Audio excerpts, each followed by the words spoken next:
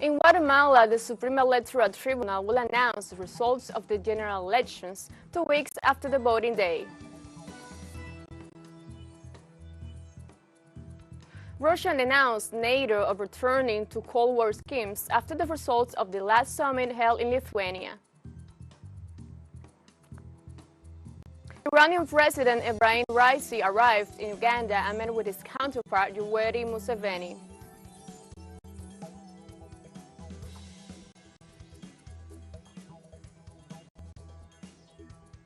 Hello, welcome to From the South. I'm Adene Rosabal from the teleSUR studios in Havana, Cuba. We begin with the news. Stay with us. The Guatemalan Supreme Electoral Tribunal will announce the results of the general elections. The authorities added that they are working to ensure that the runoff election does not suffer any setbacks. After completing independent administrative processes, the electoral authorities will officially announce the results 2 weeks after the Guatemalan people went to the polls. The magistrates of the plenary met to work with their advisory team and the revision of the files that reflect the data of who will be assigned the more than 3,000 elected positions. The Supreme Court of Justice stated that the Supreme Electoral Tribunal complied with the second revision of the scrutinies after they accepted the appeals presented by several political parties. In Brazil, former President Jair Bolsonaro testified before the federal police in the investigation of the attempted coup d'etat, which sought, among other things, to annul the last election to prevent the inauguration of President Lula da Silva. In February, Senator Marcos Doval stated that Bolsonaro invited him to participate in a meeting and proposed him to record a conversation with the president of the electoral power, Alexandre de Moraes, in order to see the annulment of the presidential elections.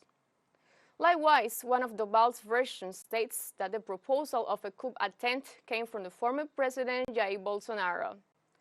Meanwhile, Bolsonaro declared about his participation in the coup acts during the attack to the headquarters of the three powers on January 8th. In Peru, the 7th Constitutional Court of Lima upheld the ban on marches in the center of the capital. The Peruvian government announced a ban on marches and rallies that could endanger public welfare and security. It also urged social organizations to mobilize in other parts of the city. Judge Malvarino Saldaña reiterated that the city council decision was perfectly legal, since its purpose was to protect the historical and monumental heritage of the center of Lima. The right to peaceful protest has not been restricted or suspended by this agreement, as such protests can take place in other areas of the capital. The center of Lima is usually the site of the most emblematic demonstrations in Peru. In fact, the focal point is Plaza San Martín, one of the city's most representative public places. In Mexico, a drug cartel set off a coordinated series of 7 roadway bombs in western Mexico that killed 4 police officers and 2 civilians, officials said Wednesday. Luis Mender, the chief prosecutor of Jalisco State, said the blasts late Tuesday in the township of Tlajomulco were so powerful they left craters in the road, destroyed at least 4 vehicles, and wounded 14 other people. Mendes also said the 2 dead civilians were in a vehicle that happened to be passing the spot when the bombs detonated in Tlajomulco, near the state capital of Guadalajara. Enrique Alfaro, the governor of Jalisco State, said in an anonymous caller who gave a volunteer search group a tip about clandestine burial sites near the roadway set a trap for the officers.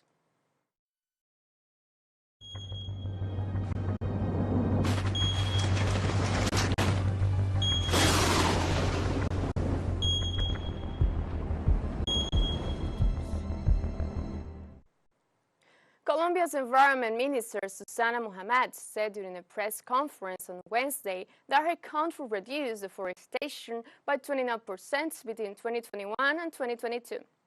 The minister highlighted that Colombia had lost 123,517 hectares of forest in 2022, the lowest figure since 2013, although the Amazon continues to be the hardest hit region. Mohamed said the reduction was due to a change of a government strategy led by the country's president, Gustavo Petro. The lefty presidency to curb deforestation by increasing the presence of the states and the security forces in regions where mafias operate, destroying the vegetation to make way for cattle raising, maintain drug crops, or sell the timber. Petro is also an advocate of making jungle protection agreements with communities in exchange for a large sum of money, which the government hopes to obtain from international cooperation. Let's take a short break, but remember you can join us on TikTok at teleSUR English, where you find news in different formats, new updates, and more. All the studies coming out, stay with us.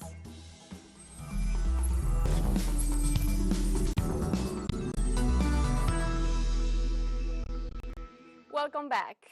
Russia denounced NATO returning to Cold War schemes after the results of its last summit held in Lithuania.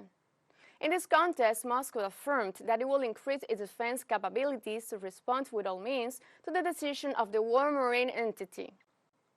The Russian Foreign Ministry stressed that the North Atlantic Treaty Organization is unwilling to tolerate the formation of a multipolar world. They also indicated that under the pretext of a threat allegedly coming from the East, the United States and its allies want to use NATO as an instrument of hegemony in international affairs. In this sense, they affirmed that NATO's attitudes causes a series of concerns to the other countries due to the fact that the policy, actions, and military construction of the alliance contradicts the objective task of forming a new just world order.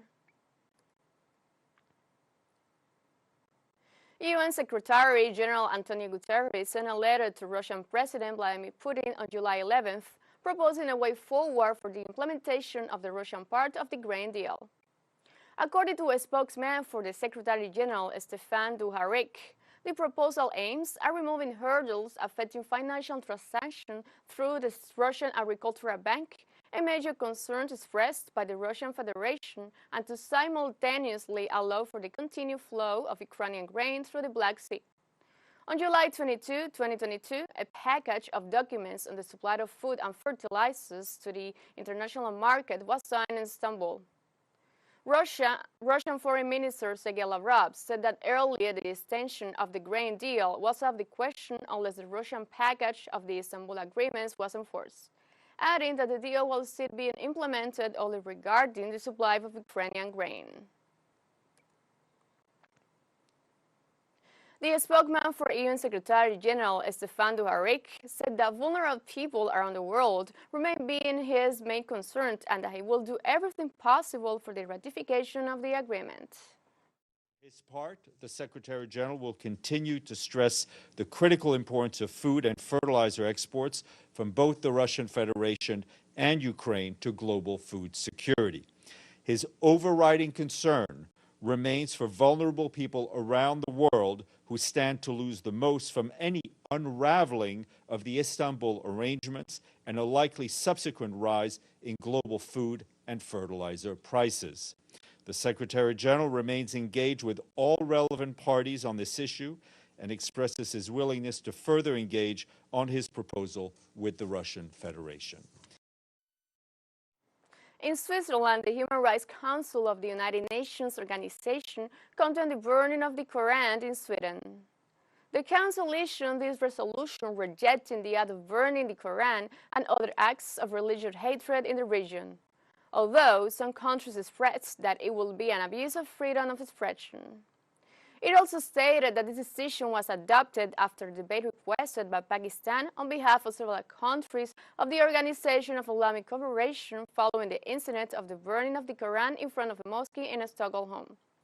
In the end, the order was approved by 28 of the 47 council members, while 7 members abstained and 12 voted against. Pedro Sanchez and Alberto Núñez Feijóo went head-to-head in a televised debate in the framework of the upcoming general elections in Spain. Sanchez sought to discount the advantage of the People's Party. Let's see the details with our colleague Andrés Flores. Sanchez, the current president of the Spanish government and candidate for PSOE, and Alberto Núñez Feijóo, candidate for the People's Party, went face-to-face on a televised debate on Monday. For Spaniards who have a good sense of humor, the fact that you say that the economy is going like a motorcycle is disrespectful. General elections will take place on July the 23rd, and according to the pollster 40dB, the People's Party has an advantage of less than 2% over PSOE. They can end gender equality policies. They can end policies that protect LGBTI people. From Activism, Victoria Columbia points out what, in her opinion, were some of these debates' limitations. Two white men arguing, debating, seeing who will prevail, with his accusation against the other, coming back to a bipartisanship from which we pretended to have escaped since the struggles that took place on May 15th in 2011. Activists and academics pointed out the lack of proposals and the absence of certain issues. Proposals have not appeared, and what has come out very clearly from the debates is that, from now on, there can never be again a debate without fact-checking. That is, to the extent that politicians are putting forward proposals and debating, there must be a fact-checking team verifying what they say. The fear of taking the risk of talking, for example, about migration, it is a subject they didn't mention. And they didn't mention it not by chance, but intentionally. That is to say, neither of them could question the other. The debate lasted 100 minutes and was structured in 4 thematic blocks: economy, social policy and equality, pacts, and state policies. A legal error is corrected, but an only sexist or homophobic statement is not an error. It was not so much about proposals. It was more about knowing how each one moves as a leader and where they wanted to take each one of them with that leadership. The one who managed to handle the situation better was Feijóo, who was able to disarrange the situation in a place where Sanchez is normally very skillful.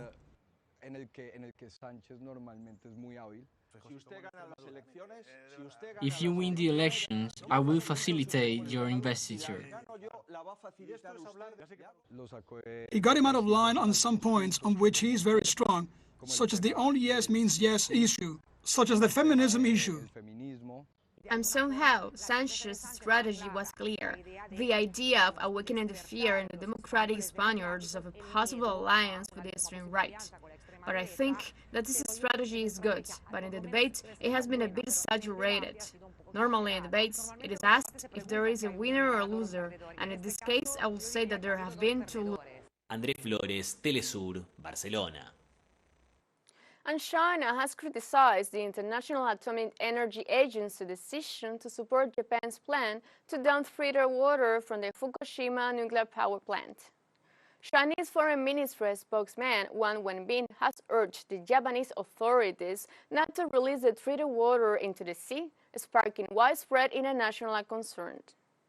According to the Chinese diplomat, the OIE's safety assessment is controversial because the experts who wrote the report have different views. The official also denounced that it's not the same to compare water contaminated with nuclear waste from Fukushima with water released from other plants because it is uncertain whether it meets safety standards.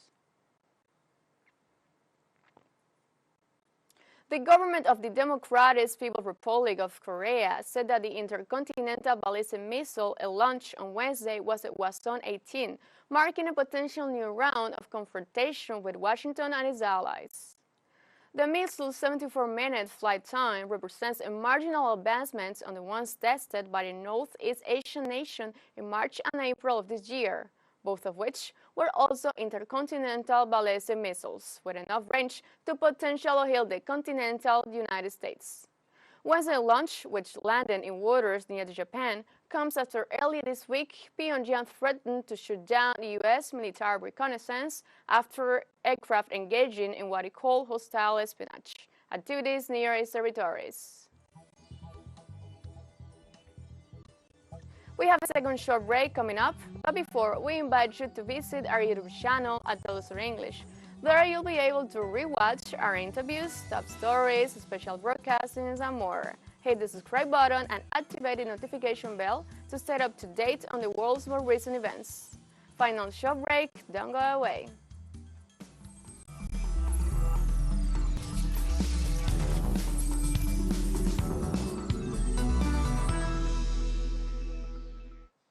Welcome back. Iranian President Ibrahim Raisi arrived in Uganda and met with his counterpart Yoweri Museveni. Raisi landed on Wednesday at Uganda's Entebbe International Airport, where he was warmly received by the host nation's foreign minister. During the meeting with President Museveni, the Iranian leader said that his cabinet's foreign policy priority is to further strengthen relations with the African continent, especially Uganda, assuring that the level of relations can be expanded in different areas. The Iranian leader also accused Western colonialism of using human rights as a political tool to put pressure on independent countries and expressed his conviction that those who violate human rights are the Western countries. Raisi's visit to Uganda is the second stop of his Africa tour, which began in Kenya and also includes Zimbabwe as its last stop. This is the first visit of an Iranian president to Africa in 11 years.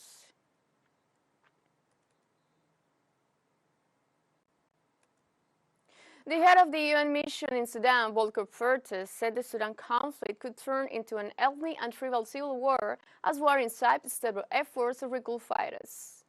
He described the situation as a stalemate, where both sides still think that if they can mobilize a bit more, they could win over the other. Fighting has raged in Sudan since mid-April, when Army Chief Abdel Fattah al-Burhan and his former deputy Mohamed Hamdan Daglo, who commands the paramilitary Rapid Support Forces, turned on each other. Around 3,000 people have been killed, and the UN has warned of possible crimes against humanity in the western region of Darfur.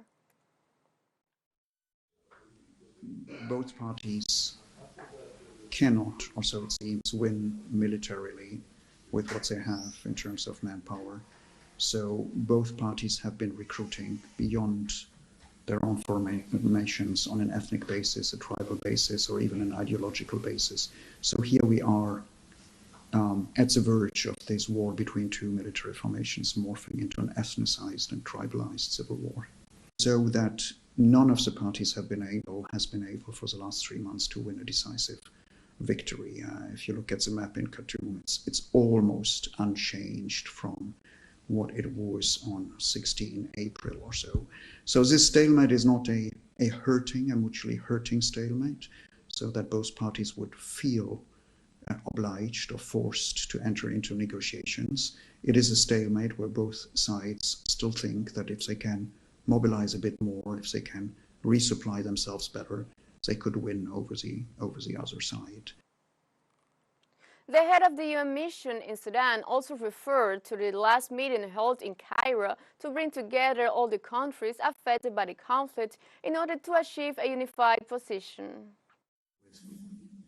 With the recent meeting in Cairo, the aim here is to get all the neighbors of Sudan together, and that is something we have actually been asking for as United Nations, and which is important because all neighbors are impacted by the war. They have different concerns, different interests. So it's very important to have a conversation between these neighbors whether one could get a unified stance, a unified position on stopping that war, on ending this war, despite the different concerns and the different interests.